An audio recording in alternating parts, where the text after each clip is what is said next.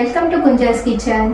તો આજે આપણે બનાવીશું એકદમ ચટાકેદાર અને ટેસ્ટી તેવું કાઠિયાવાડી લીલી ડુંગળી અને સેવનું શાક, જેના માટે સેવ તાજી જ બનાવીશું। તો એકદમ સિમ્પલ રેસીપી છે પણ બહુ જ ટેસ્ટી છે। તો વિડીયો છેલ્લે સુધી જોઈ વિડીયો પસંદ આવે તો રેસીપીને એક લાઈક કરી ચેનલને સબસ્ક્રાઈબ કરી દેજો। તો સૌથી પહેલાં આપણે સેવ બનાવવા માટેનો લોટ બાંધીશું। તો અહીં મેં અડધો કપ ચણાનો લોટ લીધો છે। તમે બેસન પણ લઈ શકો છો અથવા તો એકદમ જે ઝીણો દળેલો લોટ હોય ચણાનો એ પણ લઈ શકાય છે। હવે તેમાં થોડા મસાલા કરીશું। તો સૌથી પહેલાં સ્વાદ પ્રમાણે મીઠું નાખીશું, સાથે 5 ચમચી હિંગ, અડધી ચમચી લાલ મરચું પાવડર અને 5 ચમચી જેટલી હળદર લઈશું।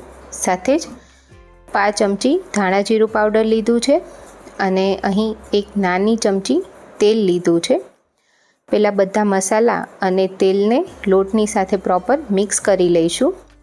તો અહીં અત્યારે આપણે સેવ બનાવવા માટે થોડા મસાલા ઉપયોગમાં લીધા છે, જેથી સેવ પણ ટેસ્ટી બનશે અને શાક પણ મસ્ત બનશે।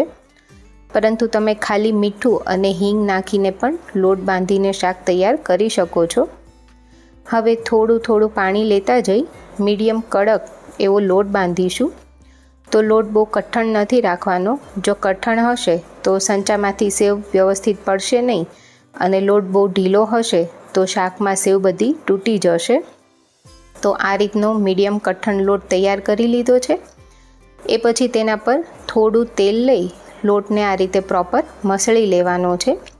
તો અત્યારે જોઈ શકાય છે કે લોટ બિલકુલ હાથમાં નથી ચોંટી રહ્યો અને તે એકદમ પરફેક્ટ બાંધ્યો છે। તો આ રીતનો મીડિયમ કઠણ લોટ તૈયાર કરવાનો છે। હવે તૈયાર કરેલા લોટને સંચામાં ભરી લઈશું। તો અહીં મેં મીડિયમ જે જાડી સેવ આવે તેની જાળી ફિટ કરી છે સંચામાં અને સાથે સંચાને તેલથી ગ્રીસ કરી લીધો છે। હવે તેમાં લોટ લઈ લેશું। અહીં તમને સેવ જેવી ગમે, જાડી કે પતલી, એ પ્રમાણે સંચામાં જાળી ફિટ કરવાની છે।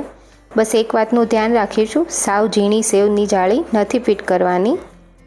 હવે શાકનો વઘાર કરી લઈશું। તો તેના માટે એક વાસણમાં 3.5 મોટી ચમચી જેટલું મેં અહીં તેલ લીધું છે।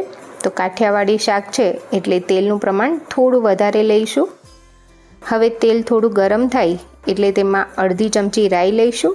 રાઈને બરાબર ફૂટવા દઈશું અને એ પછી તેમાં અડધી ચમચી જીરું નાખીશું, સાથે 5 ચમચી હિંગ નાખીશું અને અહીં મેં અડધો કપ લીલી ડુંગળીનો સફેદ ભાગ લીધો છે, જેને આ રીતે સમારી લીધો છે એ લઈ લેશું। અને સૌથી પહેલાં આ લીલી ડુંગળીના સફેદ ભાગને થોડીવાર માટે કૂક કરી લઈશું। તો 1 થી 2 મિનિટ જેવો તે કૂક થાય એ પછી તેમાં લીલી ડુંગળીનો જે લીલો ભાગ આવે, પત્તાનો ભાગ, એ લઈશું। તો એક મેં મોટો વાટકો લીધો છે અને તેને પણ તેલમાં પ્રોપર સાંતળી લેવાનો છે।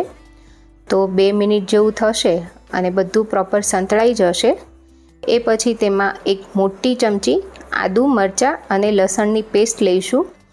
તો આ પેસ્ટ બનાવવા માટે મેં 10 કળી લસણ લીધું, સાથે એક મોટો ટુકડો આદુનો અને એક ઓછું તીખું લીલું મરચું હોય તેવું લીધું છે। અહીં આપણે લીલા મરચાંની તીખાશ શાકમાં નથી આપવાની, માત્ર તેની ફ્લેવર આવે એ પૂરતું જ મરચું લેવાનું છે। હવે આ પેસ્ટને પણ શાકમાં સરસ સાંતળી લઈશું। તો 1 મિનિટ તેલમાં સાંતળવાની છે આ પેસ્ટ। એ પછી તેની કચાશ દૂર થાય એ પછી થોડા મસાલા કરી લઈશું। તો અહીં સૌથી પહેલાં અડધી ચમચી હળદર લઈશું, સાથે જ એક મોટી ચમચી ધાણા જીરું પાવડર અને એક મોટી ચમચી લાલ મરચું પાવડર। તો અહીં તીખાશ તમને ભાવે એ પ્રમાણે લાલ મરચું વધારે ઓછું લઈ શકાય છે। હવે બધા સૂકા મસાલાને પણ તેલમાં 1 મિનિટ સાંતળીશું, જેથી તેની ફ્લેવર એકદમ સરસ આવશે। એ પછી મસાલા બળે નહીં એટલા પૂરતું 2 થી 3 મોટી ચમચી જેટલું પાણી એડ કરીશું, જેથી શાકનું ટેમ્પરેચર પણ થોડું ડાઉન જશે અને મસાલા પણ બળશે નહીં।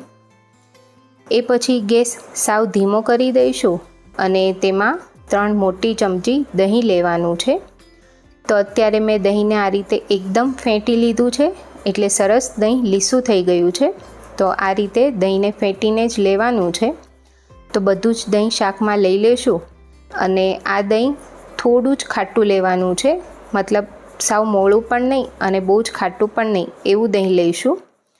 અને હવે દહીંને પ્રોપર મિક્સ કરી લઈશું બધી વસ્તુ સાથે. અને દહીં થોડું ઘાટું હોય એ રીતનું લેવાનું છે. હવે દહીં પ્રોપર કૂક થાય અને શાકમાંથી તેલ છૂટું પડે ત્યાં સુધી તેને કૂક કરીશું. એ પછી તેમાં પાણી એડ કરવાનું છે. તો અહીં હું 2 મોટી વાટકી જેટલું અથવા તો 2 કપ જેટલું પાણી લઈ રહી છું. આગળ જરૂર લાગે તો બાકીનું પાણી પછી એડ કરીશું. તો પાણી એડ કર્યા પછી તેમાં 5 ચમચી ગરમ મસાલો લઈશું અને શાકના ભાગનું મીઠું લઈ લેશું. તો અહીં ગરમ મસાલો ઓપ્શનલ છે, તમને ગમે તો લઈ શકાય છે. સાથે મેં એક નાની ચમચી ખાંડ લીધી છે. તો અહીં દહીંની ખટાશ બેલેન્સ કરવા પૂરતી જ ખાંડ લેવાની છે, તમે અવોઇડ પણ કરી શકો છો. હવે બધી જ વસ્તુને પ્રોપર મિક્સ કરીશું અને પાણીમાં એક ઉભરો આવે ત્યાં સુધી તેને ઉકાળવાનું છે. તો પાણી એકદમ સરસ ઉકળી ગયું છે અને હવે તેમાં સેવ પાડીશું. તો જો લોટ પરફેક્ટ બંધાયો હશે તો એકદમ સરળતાથી તમે આ રીતે સેવ પાડી શકશો. અને સેવ પાડતી વખતે ખાસ ગેસની ફ્લેમ થોડી ફાસ્ટ રાખીશું અને આ રીતે પાણી ઉકળતું હોય એવા પાણીમાં જ સેવ પાડવાની છે. તો અહીં મેં બધી સેવ પાડી લીધી છે અને એ પછી 1 મિનિટ પાણીમાં આ રીતે સેવને કૂક થવા દેવાની છે. સેવને ટચ નથી કરવાનું અત્યારે. 1 મિનિટ સેવ કૂક થાય એ પછી આપણે આ રીતે કાંટા ચમચીની મદદથી સેવને શાકની સાથે મિક્સ કરીશું અને આ રીતે થોડી છૂટી કરી લઈશું, જેથી સેવ થોડી ભાંગી પણ જશે અને પ્રોપર મિક્સ થઈ જશે. એ પછી હવે મેં 1 કપ જેટલું બાકીનું બીજું પાણી લીધું છે અને હવે મીડિયમ ફ્લેમ પર શાકને કૂક થવા દેવાનું છે. તો અહીં સેવ કૂક થાય ત્યાં સુધી હવે 5 મિનિટ શાકને ઢાંકીને કૂક કરી લઈશું. તો 5 મિનિટ પછી ચેક કરીએ તો જોઈ શકાય છે કે સરસ તેલ ઉપર આવી ગયું છે અને સેવ પણ પ્રોપર કૂક થઈ ગઈ છે. તો અત્યારે એકદમ પરફેક્ટ રસાવાળું સેવ ડુંગળીનું શાક તૈયાર થઈ ગયું છે.